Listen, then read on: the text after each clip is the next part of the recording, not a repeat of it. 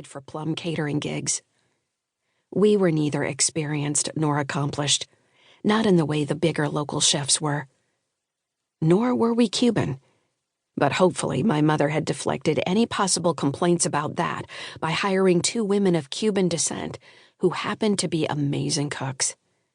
In the days leading up to the event, Miss Gloria, my octogenarian roommate, and I had been pressed into service as Mom's trusty sous chefs. We were already flattened by the first day of food prep. After enjoying a glass of wine on the deck of our houseboat, we planned for an early night. The evening felt wintry by Key West standards, temperatures in the 60s and a wind blowing from the south that caused our boat to rock with a steady motion. We had fleece blankets wrapped around us, purring cats on our laps, my tiger-striped Evinrude and her black Sparky, and a plate of nibbles stashed on the little table between our chase lounges. We'd already scarfed down the jalapeno poppers. The pink shrimp still sat on the plate in a red pool of spicy cocktail sauce. It was hard to work up an appetite for the little buggers when we'd been shucking skins and digging out those disgusting veins all afternoon, and still stank of the sea even after our showers. The sun had set half an hour ago, brushing a tinge of rose on the bank of clouds that hung over our houseboat neighborhood. I could hear the clink of silverware on plates and the soft drone of the nightly PBS news from a boat up the dock. Probably Miss Gloria's best friend, Mrs. Dubison. My friend Connie's baby babbled, "Ma, ma, ma, ma, ma," a little farther down.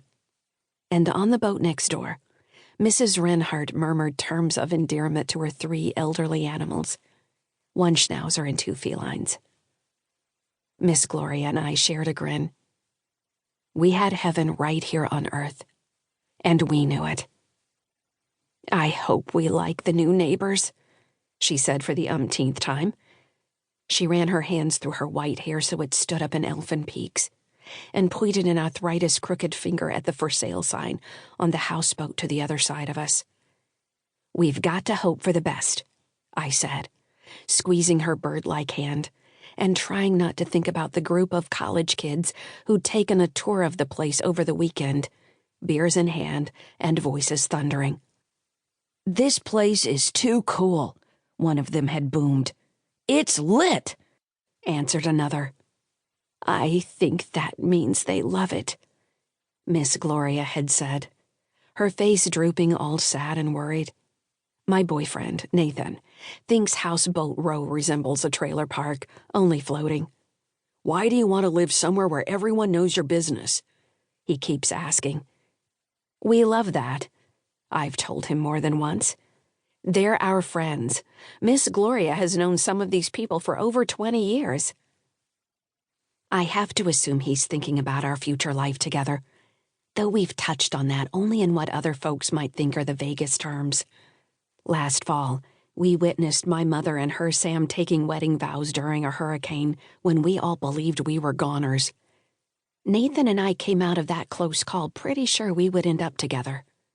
Though we haven't gotten specific, he knows, I think, how much I love weddings, but am anxious about marriage. And I know, with him having been married before and then divorced, that he's even more uneasy about both. But he doesn't seem to grasp that Miss Gloria couldn't stay here if I moved out, that I'm the bulwark of friendship that stands between her and a move to assisted living in the frozen north. Her sons wouldn't be able to stomach her living alone. Honestly, I'd give up marrying Nathan before I'd abandon my friend. As I got up to pour 1 more slosh of wine in our glasses, a text message buzzed in. Miss Gloria glanced at my cell screen. "It's Prince Charming," she said with an impish snicker.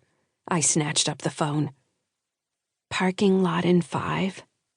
The usual terseness of Nathan Bransford. I can never tell until I see him whether he wants to give me a goodnight kiss, "Be still my beating heart," or give me one of his professional warnings, using my full name for emphasis. "Hayley Snow, stay out of trouble," or "Hayley Snow, let me know if you see anything fishy going on," or "Hayley Snow, for God's sake, don't try to handle anything yourself." Besides being my boyfriend these days, he's also a detective with